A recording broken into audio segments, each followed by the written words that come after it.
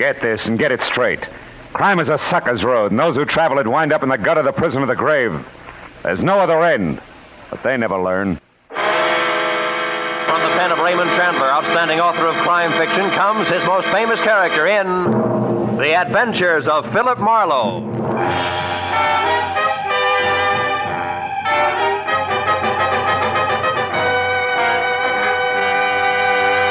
Now, with Gerald Moore starred as Philip Marlowe, we bring you tonight's exciting story, The Collector's Item.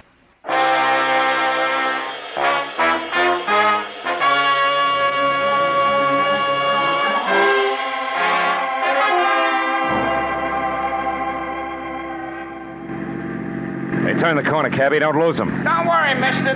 There they are up ahead of that new Nash. Uh-huh. And a white Panama hat shows up through the back window of that cab like a signboard.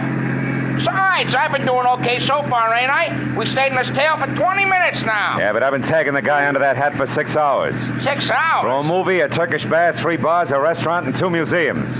Close the gap a little, huh? Whatever you say, mister. They're liable to spot us.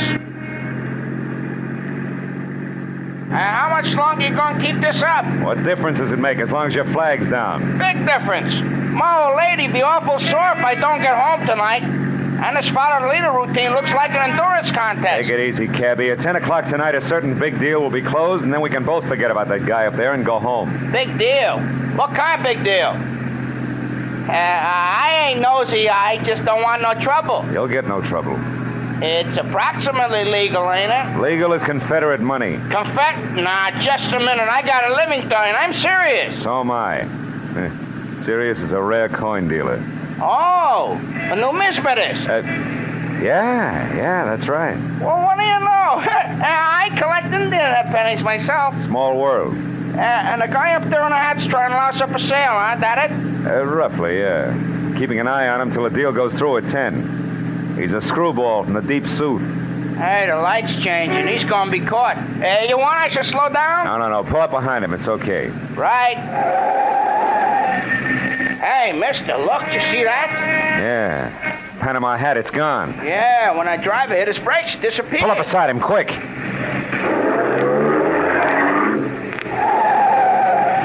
Can you see? Yeah, the seat's empty. Ooh, what a pair of chumps.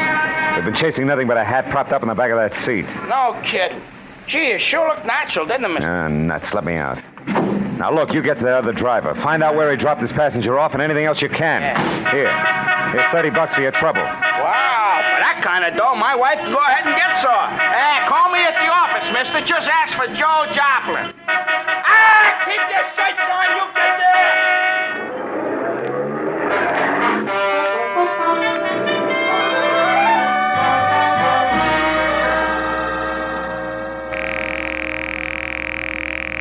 Come on, Rayardi, be there. You'll go off like a Roman candle. Come on, be there.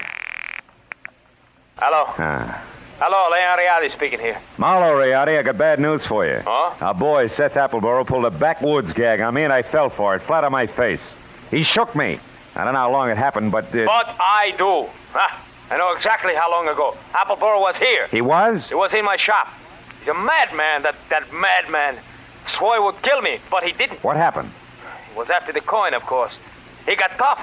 But I got more tough. I'm not born the day before yesterday. I was forced to ruin a beautiful Renaissance vase on his stupid skull, but at least I got rid of him. So I say phooey on Seth Appleboro. Oh. I beat him up myself, you hear? And I throw him out. It's finished. So at 10 I shall sell the coin to Pierre Baldwin as arranged, and that will be that. Well, glad to hear it, Rayardi. To send the check to... Just a minute, Mr. Marlowe. Huh? Who's there? Who's back there? Who is it? Rayardi. Hey, Rayardi, what's the matter? No, wait. No, listen, dog! Rayardi! Marlowe, you... Rayardi!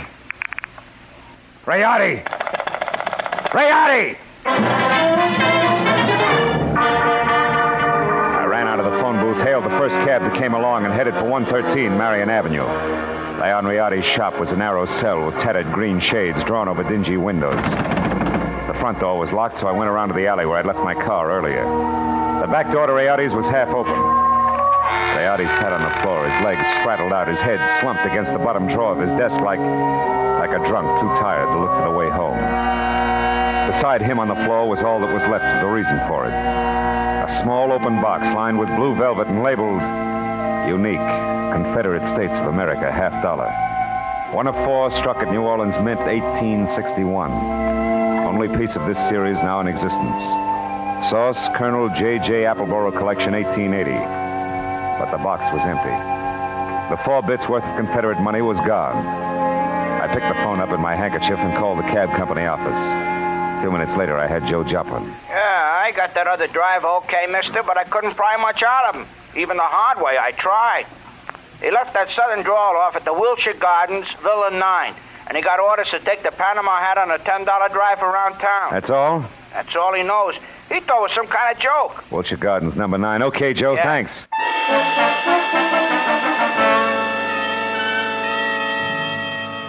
I called Homicide, told Lieutenant Matthews where he could pick up the body, and before he could order me to stick around, promised to fill in the details later and hung up.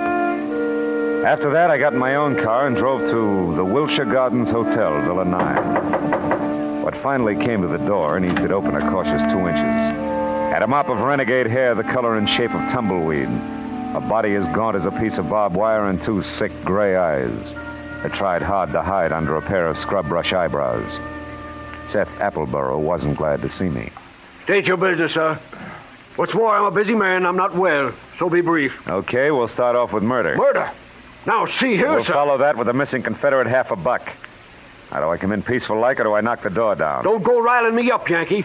Well, you won't get in at all. What's your name? Philip Marlowe. My business at the moment is trying to square things with a client I let down very badly. Client? Then you must be referring to that low-down, unscrupulous carpetbagger, Leon Rayardi. You're a little confused, aren't you? Rayotti's from Italy. From northern Italy, sir. And a crooked, unprincipled carpetbagger. You said that. The kind who strips the South of her treasures. Who pillages and loots and... What? A gun? Well, what's the meaning of that firearm in your hand, sir? I haven't got time for another civil war. How Now dare get away from that door. I'm coming in. You carpetbagger. Now let's knock off the nonsense, Appleboro. Where's the $50? Well, indeed. My poor old fool of a grandpappy, the colonel, sold it. Sold it for practically face value, sir. Just to keep body and soul together on the plantation back in 1880. And what he was give for it wasn't worth dirt compared to what that fine old piece of Confederate money's really worth. All right. Where is it? Come on, hand it over. Oh, I don't have it, sir. Oh. Not yet. But by ginger, I'm going to get it. And when I do, it's going home where it belongs, you hear? To the South. Oh. You better go to the head. couch and take another pull on your mint julep, Buster. You look bad. My head. And then I want that coin. I'm not kidding. That Rayardi crowned me with an iron pot. Oh, but that won't stop me, sir. I'm not going to stand by and let that rare old $50 be desecrated any farther. I'll prevent it being sold to any rich, dawdling oaf of a collector who has the audacity to live in Sherman Oaks. If it's the last thing I do. And you, sir, you won't stop me either. Sit down, I told you. Oh, You crackpot. oh, my head. I should have known. Win, lose, or draw, I'm turning you over to the police right now, Appleboro. Charge is murder and larceny, and it's too bad, but you're a cinch to beat both raps on a goofball plea. You, big boy, put down the phone, drop your gun. Oh, rebel reinforcements. Drop it, I said. Oh, friend indeed. Providence is still smiling, sir. Yeah, sure. She's hilarious, Mr. Appleboro. Right, big boy? Or don't you see the humor of the situation? Oh!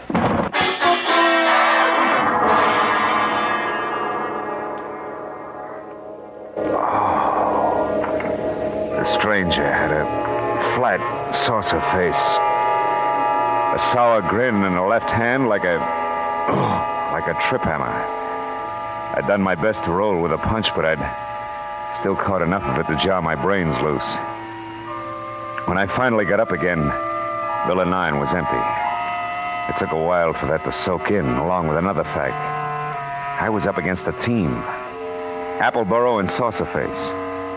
Also, it was now 9:30, which gave me just half an hour to get to Sherman Oaks for what had to be the next scheduled meeting.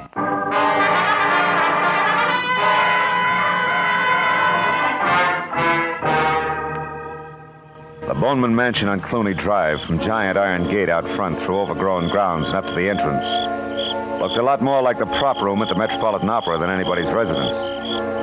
When I lifted the brass ring in the brass lion's mouth and let it fall, I got another surprise. She had deep hazel eyes with long lashes, close-cropped copper-colored hair, and packed full green suede dress that put no strain on the imagination. Her bare shoulders made you think of toasted marshmallows. Hello. Hello. You wouldn't be Pierpont Bowman, huh? And you must have had some reason for knocking, other than window shopping. Yeah. My name's Marlowe. I used to work for Leon Rayardi before he was murdered tonight. Murder? Mm-hmm. Is this supposed to concern my Uncle Pierpont? Yeah, I think it does. The fuss that's being kicked up about 4 bits worth of Confederate money, you'd think that it was a chest of Easterling sterling silver. Only 4 bits, huh? Uh-huh. Yes. Yes, I'm afraid he is vitally interested. Come in, Marlowe. Wait here. All right. Uncle Pierpont, come here. Huh?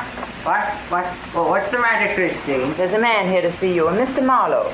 You'd better talk to him. Oh? What do you want? Huh? Oh, you. What is it, Marlowe? Well, it's about the $50, the one you intend to buy from Leon Rayardi, Mr. Bowman. Oh, yeah. Well, what about it, man? Rayardi was murdered tonight. That murdered, you say? Mm-hmm. If that's true, he hasn't had time to hit the ground yet.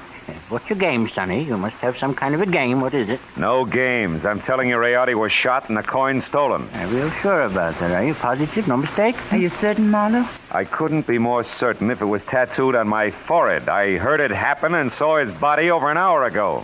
What do you think of that, Uncle Pierpont?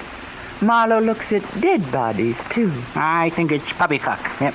What do you think, Chris? Wait a minute. Let me tell you what I think. It's more to the point. I came here because I'm also certain that the man who killed Rayardi is the man who took the coin. And that he'll show up here in the next few minutes posing as Rayardi and try to sell you that $50 as planned. I want you two to help me get him. You know, Marlowe, I think you're bombed. Now, look, baby, I've had quite enough... Hold on now. There's just one teensy thing wrong with your little scheme, Marlowe. You see, 10 minutes ago, Leon Rayardi, or someone who said he was Leon Rayardi, was here. I gave him $37,000 cash as agreed, and he gave me this, the only one of its kind in the world, the 1861 Confederate $50.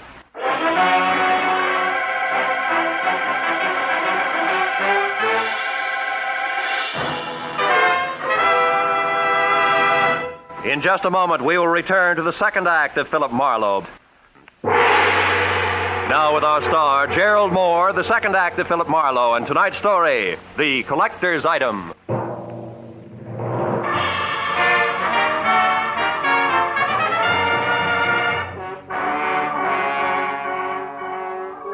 When the wobbly screwball collector clinked the $37,000 50-cent piece on the tabletop in front of me, his eyes flashed on like a pair of unfrosted light bulbs.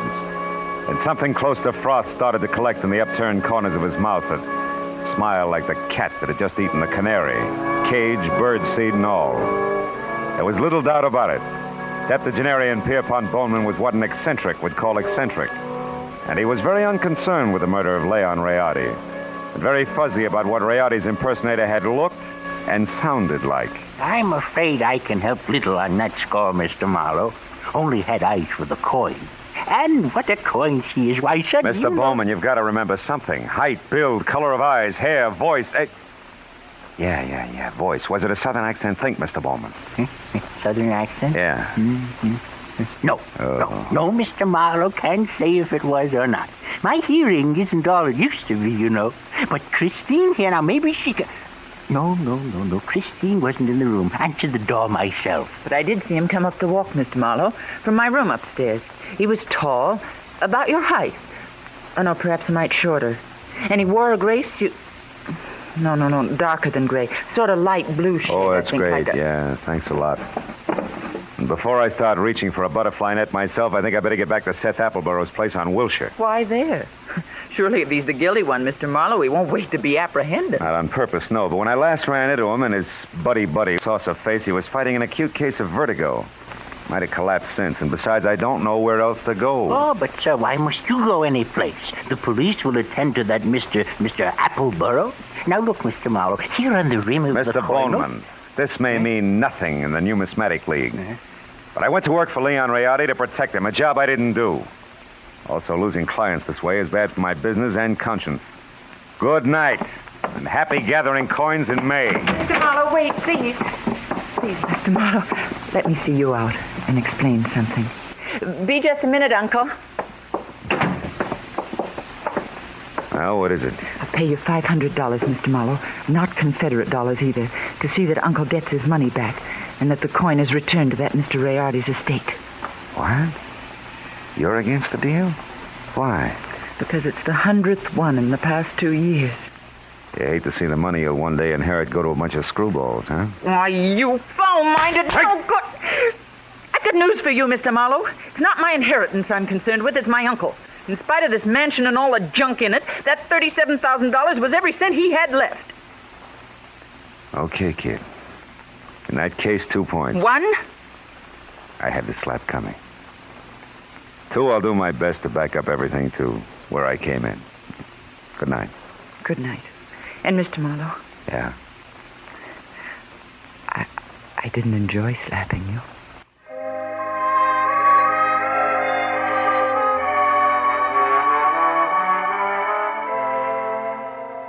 She said it like she meant it.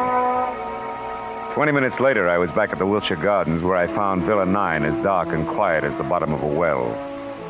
I had just about decided to quit playing long shots labeled I Hope He Passed Out on his front doorstep when, from a nearby clump of pepper trees, I caught a glimpse of a shadowed figure moving toward me, one slow step at a time. I knew that I was spotted and strictly sitting duck, so I tried the only possible out. General nonchalance, my back to the pepper trees long enough for the not-so-stealthy hunter to get within hunting distance. And a good evening to you, Brother Appleboro. Now, sir, get up and start talking. What?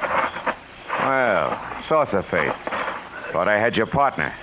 Hey, not wrong, Hasty, and you're still doing it. Appleboro's my partner, like you look good in tights. The name is Locke, Fred Locke, Treasury Department. Treasure. You mean you're after Appleboro? Uh-huh.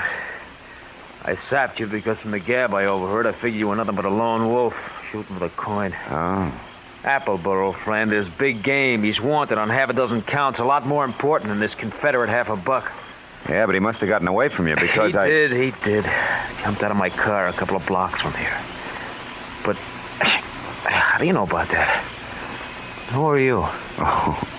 Well, name's Marlowe. I'm a private detective, license included. Wait a minute. Here.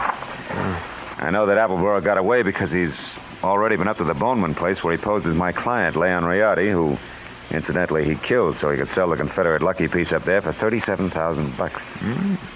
Quite a hunk of change. Mm-hmm. Well, sorry we crossed our wires, Marlowe, and thanks for the word. Oh. But don't worry, he won't get far. Us T-men will see to that. Keep in touch with the department if you find out anything, will you? Sure. Oh, say, Locke. Yeah? Yeah, listen. Just a hunch. Oh, like what? Like you're a cockeyed liar. Like Treasury men don't call themselves T-men. Any more than private detectives call themselves private eyes. Now, Locke, let's try inside your jacket. One, get rid of this non-Treasury Department Luger. And 2, check the wallet and see if at least Fred Locke is your real name. All right, it's my name. Yeah, it's a surprise, it is. And out of imagination, T-man.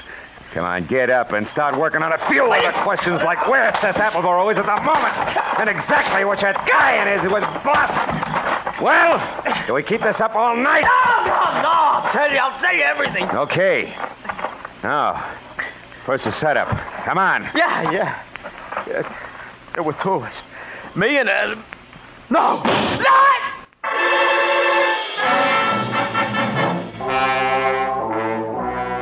Come from the street that was just beyond the pepper trees and slammed into Locke front and center, folded him up like it was built on hinges. By the time I was out of the impact area and had my .38 in hand, the only target I had was a pair of taillights blinking out of sight in a funnel of dust. Fred Locke was blood-smeared, dead, and made an ugly centerpiece for the little ring of startled faces that began to converge. I stepped back and became just another sightseer. When a small, bald man with a large white eyebrow and lots of worry stamped on his face began to do his lamenting out loud. He was the Wilshire Gardens hotel manager and didn't care much for public spectacles on the home grounds. Oh, my goodness. 1 minute that Mr. Appleboro unconscious in his car, and the next this man is shot to death. Hey, wait a minute. Appleboro's unconscious in his car? Where? At the other end of the grounds. There's a nasty cut in his forehead. One of the guests just found him there. I was just about to call a doctor. Never mind the doctor. Show me the way. Come on.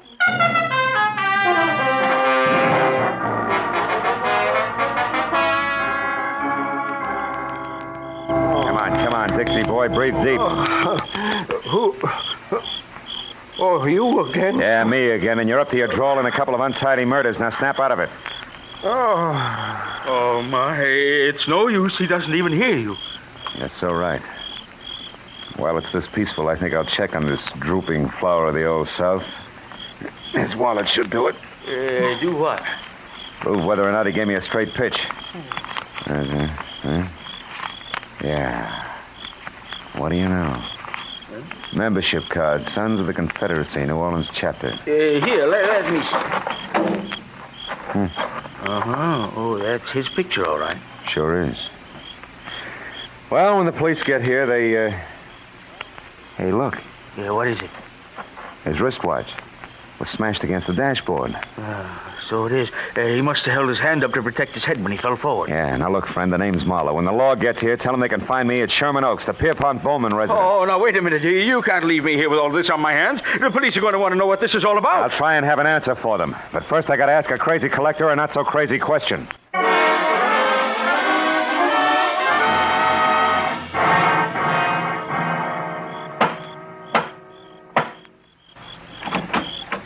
Well, hello, Mr. Marlowe. I was hoping you'd come back. No flowers and candy, honey. This isn't a social call. Then what brings you here? Your uncle, is he still up? Yes, but he asked not to be disturbed. Why? I got a picture I want him to look at. What kind of a picture?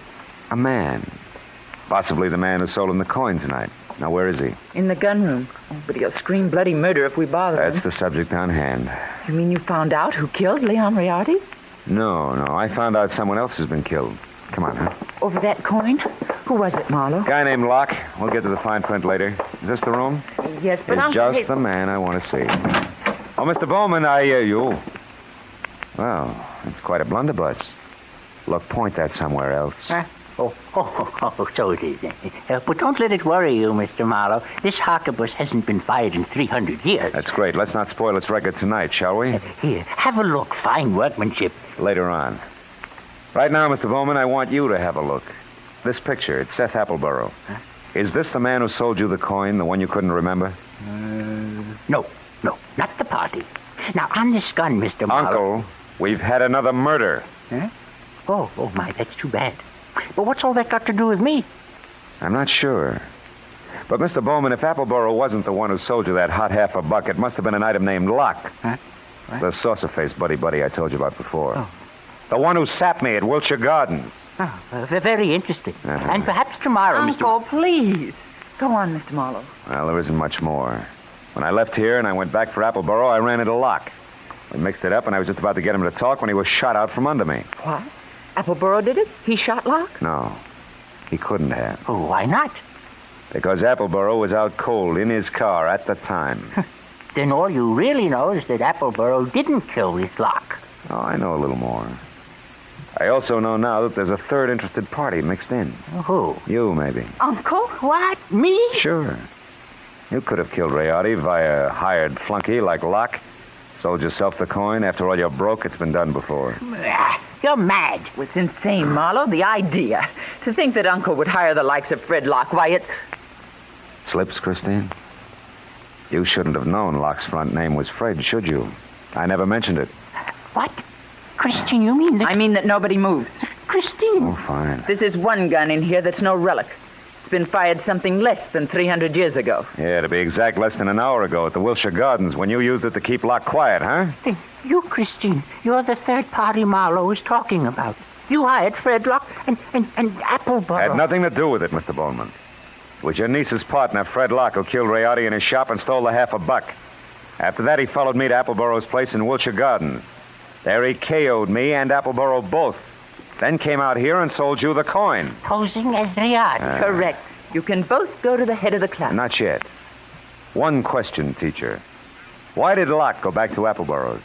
Couldn't have been just luck that I found him there. It wasn't. He was afraid Appleborough had seen him kill Rayardi at the shop. He had to know for sure. Your turn, Uncle. Why did you do it, Christine? I was sentimental, Uncle. I wanted at least the last of your money as a keepsake. And now that I've got it, I want one thing more before I leave. That $50 in your pocket. Hand it over. Come on. The $50, but... It's worthless to you, Christine. You can never sell it again. Every collector in the world will be on the lookout for it. Don't you think I know that? Then what do you want with it? The pleasure of getting rid of it. I hate it. Like I hate every piece of junk you've squandered your fortune on. The fortune I'd have inherited someday. I'm going to throw it in the first deep river I come to. Hand it over. No, you don't, Christine. Drop it. Drop it. Now, sit in that chair while you can. You may end up in another one.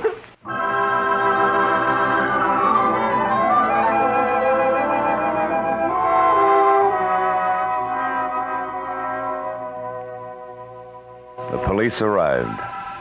They always do. And after a long hour of questions and answers, there were only two of us left. Pierpont Bowman, standing close to a window, tears crowding his eyes. The fingers of his right hand nervously toying with the Confederate coin.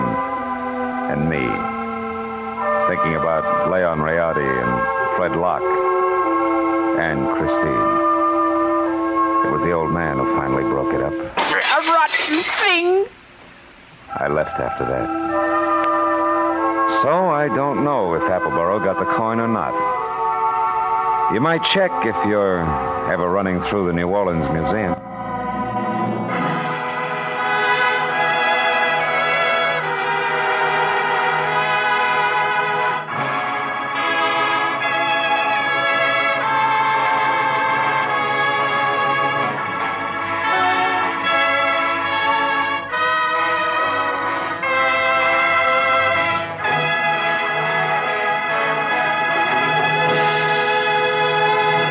The Adventures of Philip Marlowe, bringing you Raymond Chandler's most famous character, star Gerald Moore, are produced and directed by Richard Sanville and written for radio by Robert Mitchell and Gene Levitt. Featured in the cast were D.J. Thompson, Anthony Barrett, Shepard Menken, Tom Tully, and Jack Crucian. The special music is composed and conducted by Richard Arant. Be sure and be with us again next week.